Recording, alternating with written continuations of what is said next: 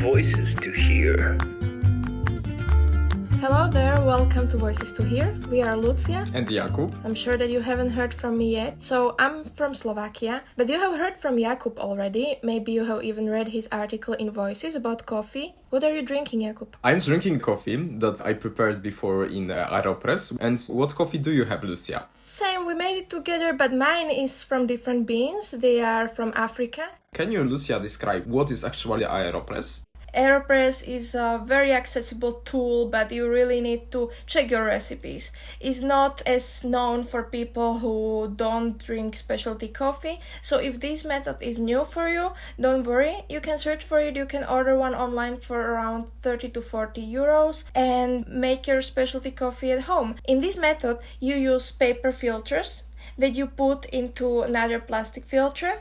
The AeroPress has an oval shape, and then you put the coffee into the paper filter. After that you put water and you leave it in for, my personal recipe says around 2 minutes and 40 seconds, but as I said, you need to research for your recipe that you would prefer. And after you leave the coffee in, you close it with another part of AeroPress and you press the coffee after approximately 2 to 3 minutes and you're done. You can enjoy your cup of coffee. It's perfect, it's fast. Together with cleaning, it takes you no more than 5 minutes. You can bring it anywhere and it's very easy to learn, but you really need to research for a recipe. Actually, people think that this specialty coffee is really hard, but actually sometimes can be even easier than coffee machine. Of course, you have to put a little bit more effort, but the results are much better. Also, it's really interesting to mention, I don't know if you heard about it, but there's also a championship in AeroPress, which is, for me, at first it was really fun because imagine you're gathering people to have a championship in coffee. Yes, actually it's very interesting. If you are curious to learn more about coffee, there are a lot of coffee related events and conferences, and it's amazing. Many times it's only for small entrance fee or even for free, the smaller events. I've actually visited the regional championships in AeroPress in Catalonia and it was amazing experience. So feel free to check the events that are happening around you because it can be very nice experience to learn more about coffee. So now we know the AeroPress, our favorite one actually.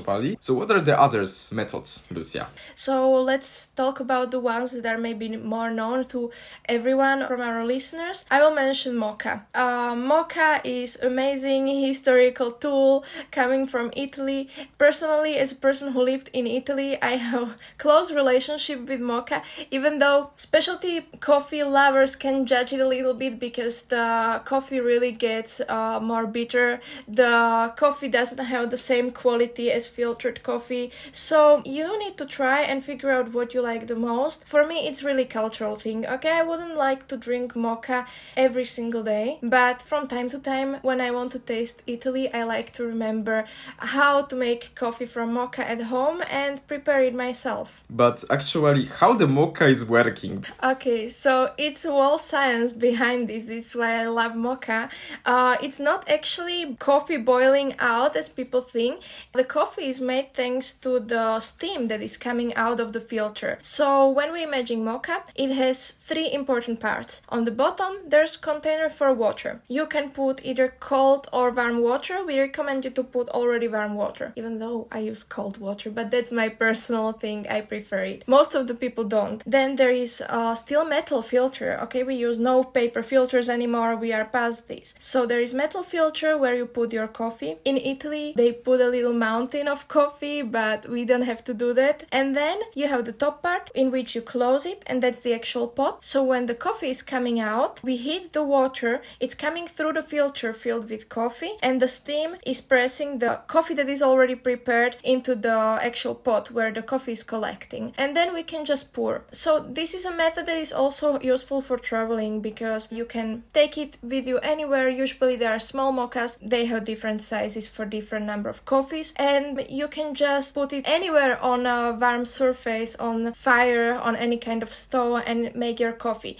But the disadvantage compared to AeroPress, it's way heavier because it's all made of metal. Coming to the next, actually really popular one, method is actually French press. Even my grandpa has a French press. So it's like a cylindrical coffee maker. You can imagine like cylinder made of glass, and on the top, first of all, you're putting on the bottom the coffee, putting the water, and on the top you have somehow like, I would call it as a lift. So the lift is coming down to the bottom and taking the coffee down. So you don't have the ground in your coffee, but you have a coffee. What is important to mention in this method, the coffee is really thick because it's like more like the oil coffee, I would say. So you have a lot of texture of it, you can see it. So this method is like opposite of AeroPress or drip because the coffee is much more strong. You need to prepare people when you are serving filtered coffee because not everyone is ready for filtered coffee. People know how espresso tastes like. So every time I'm serving AeroPress coffee or any kind of filtered coffee, I ask people, have you ever tasted one?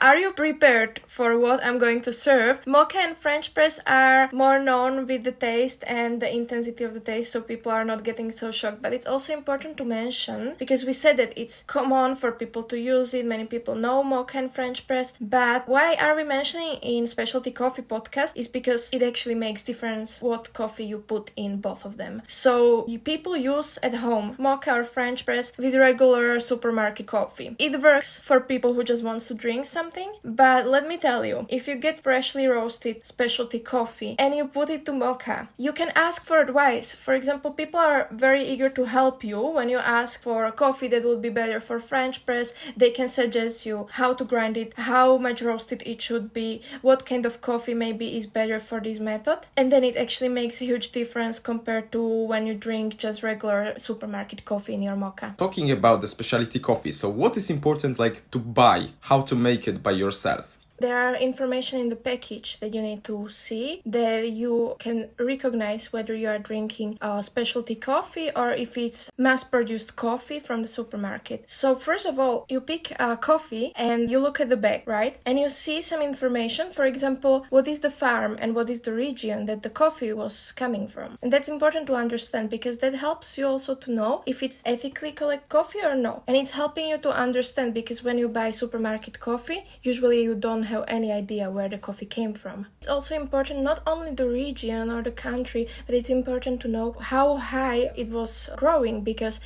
imagine the coffee plantages as mostly hills and soil is different in different parts of the hill and the weather conditions are also different. The next thing you can find in the package is the taste profile. Probably everyone has like different preferences about the taste. The taste can be really strong and really low. So the important is to find your taste of coffee. You can find on the package the intensivity of the coffee. You can find, for example, the free will be something in the middle. But if you want like low coffee, not really strong, so it's different than we can find from the coffee machine, for example. Because in the coffee machine, when you make it with the really dark coffee, you can feel the really strong taste, but maybe sometimes you prefer something less. So we are talking about the intensity of the coffee, but it's important to highlight that it's not how much caffeine there is because many people actually mistake this. That's actually true. It can be something that can be misunderstanding of the package, but if you look at this, then you can find yours. It's also important to mention, if you look at the package, of course, there is different types of coffee, and it's important to divide it by the regions where it's coming from. For example, there is popular coffee from South America, so Brasilia, Colombia. These beans actually are more nut taste, chocolate taste. So it's not like really fruity coffee. So the coffee will be more bitter taste, for example, and it will be more easy actually to make it. Lucia, do you know some other regions where we can find the coffee beans?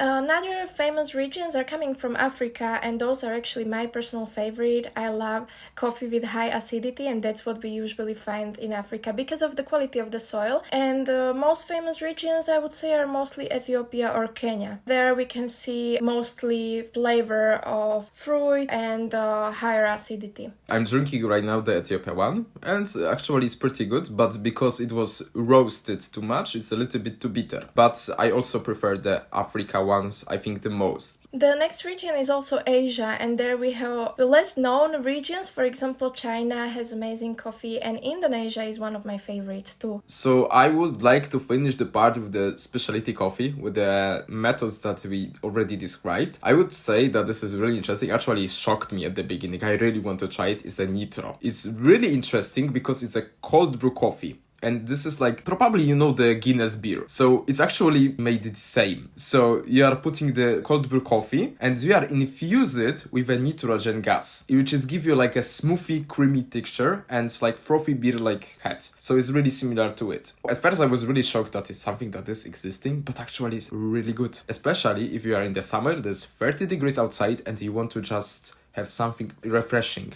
So this coffee is really interesting. Have you tried Lucia already? Yes, I've tried many times and I really enjoy this coffee in summer.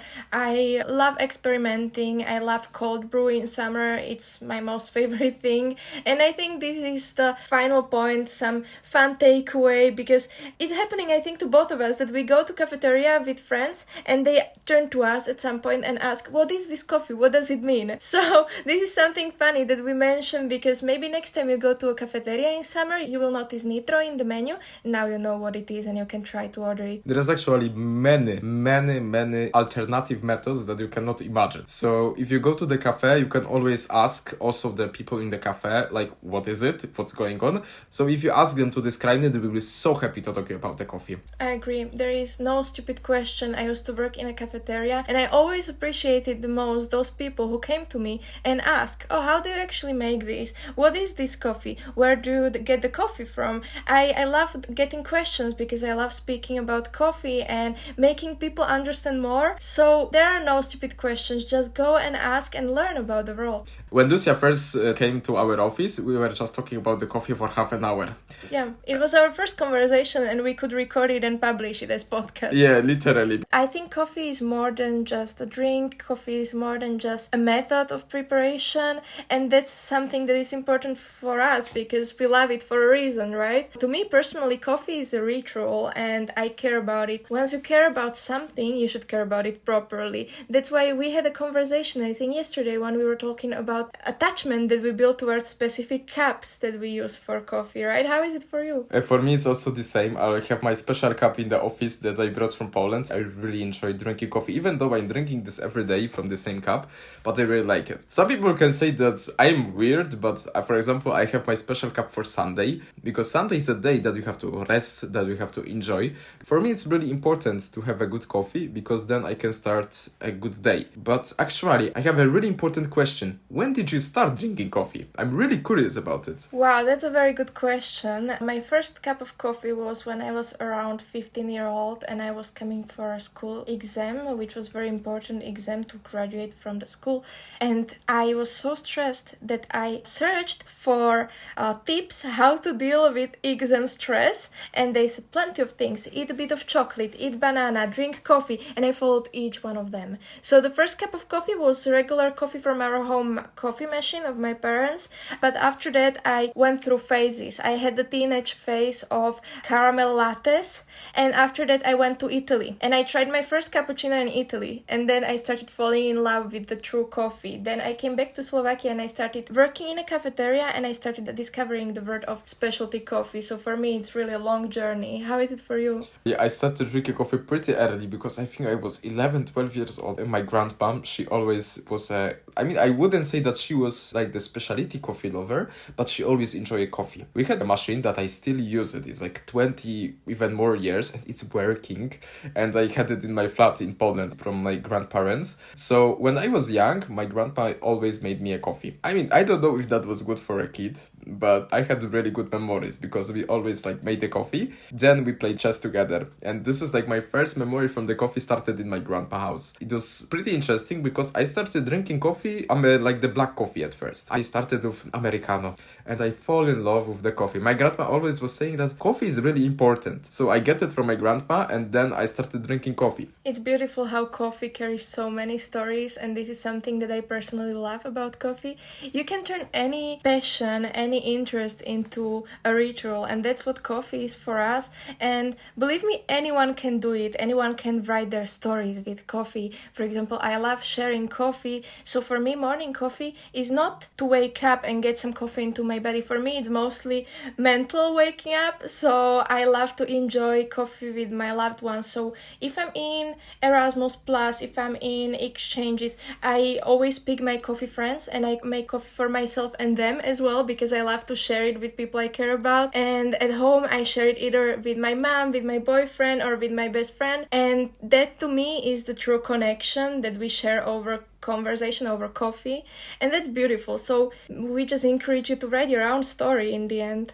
You know, actually, my flatmate here in Skopje started thinking to buy AeroPress, so it's really inspiring. So hopefully this podcast can inspire some of you. We hope that you will find your specialty coffee. In the end of the podcast, I would like to thank you so much, Lucia, for this amazing opportunity that I had with you. Thank you very much. It was amazing. And I would like to thank everyone for listening. We hope our listeners learned something new today about the coffee, about ourselves as well.